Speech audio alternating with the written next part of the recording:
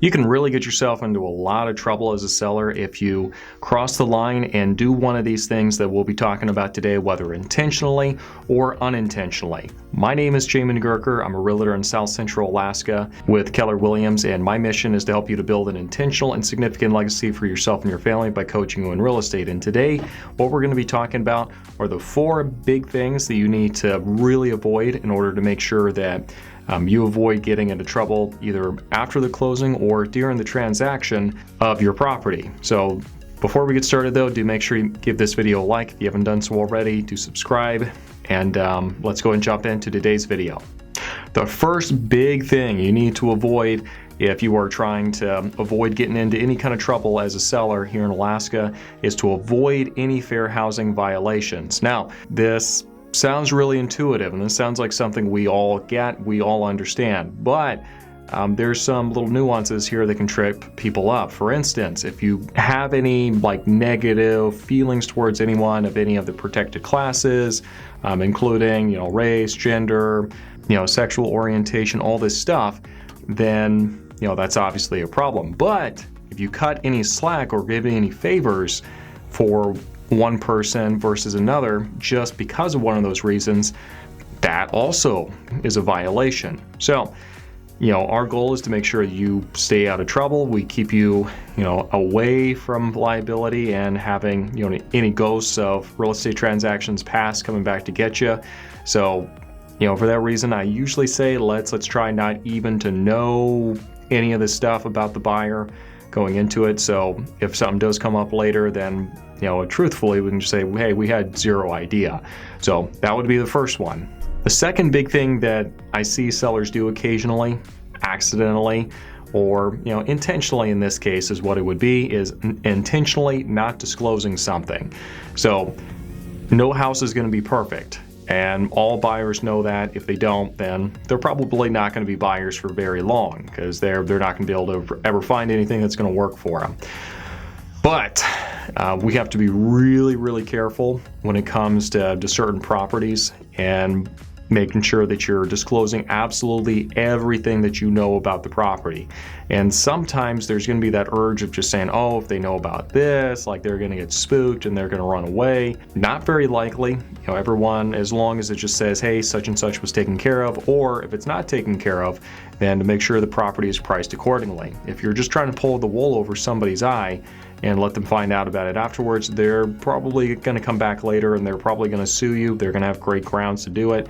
And not only do they get the losses that it would take to have that item repaired and taken care of, but they can also sue you for up to 3 times that amount.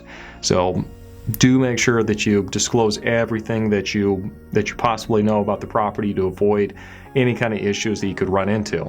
Let's go ahead and take a break here real quick. I actually do host an online seller seminar every month. It's the last Saturday of every month. So for June, that's going to be the 25th, and for July, that's going to be July 30th, in which I really do kind of break down more of these questions, these concerns, and it's really just a good dialogue I can have with people who are considering getting their properties onto the market in an online format that's going to be comfortable and convenient for everybody.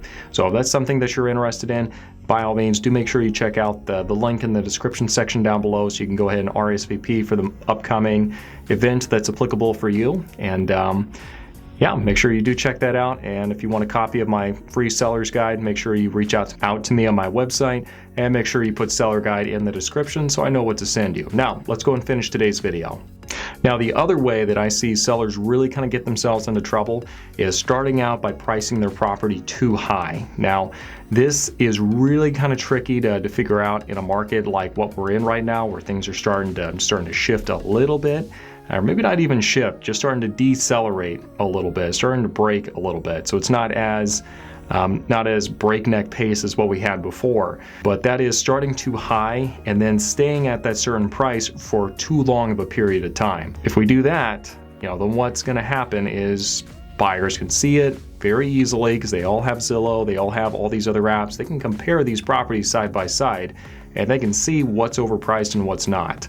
And if they see that we're overpriced, they're just going to wait until you get so beat up you eventually decide to come down. And then at that point, they're probably going to feel bold enough to ask for a lot of other concessions like closing expenses, repair this, repair that. So just from a negotiation standpoint, you really want to make sure that you price the property where it needs to be from the very beginning. If you start out too high, then that's going to probably come back to bite you later. The fourth big way that I see sellers get into trouble is what kind of relationship we have established with your tenants, if you have any tenants that are currently in the property. So there are some very specific rules we have to follow if we are looking at getting a property on the market with tenants. They need to have their 24 hours notice. We're going to try to accommodate their schedules also as best as possible. If you have a tenant that is really just decided they're going to throw a monkey wrench into the entire process, they can be a real obnoxious pain to work with. So not necessarily they're going to kill the entire deal. They certainly can if they want to be that obnoxious. So the best thing we can do is really just make sure that we're establishing a good relationship with them and trying to respect kind of their boundaries as best as possible, and trying to treat their living space with kind of dignity, honor, and respect. Now, you can do all that and you still have a tenant that might be a complete stick in the mud, at which point there's some very specific rules about that. If we give 24-hour notice and they've still refused entry to the property, unreasonably withheld entry to the property, then you can offer a 10-day notice to them to essentially just get out. So they don't get the option of just shutting the door and saying, no, nobody can ever come in here.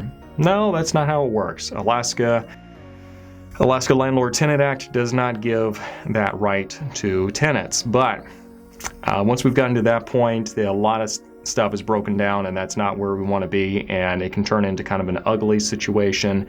So for that reason, we really want to avoid that. So making sure that your relationship with tenants is strong and on a good level foundation and everything is really going to be the best thing we need to do in order to make sure that your property sells. So I sure hope all this was useful for you. If it has, make sure you give this video a like. And if you have any questions, do feel free to reach out to me on my website down below, and I'd be happy to answer any questions you might have and see how best I can help.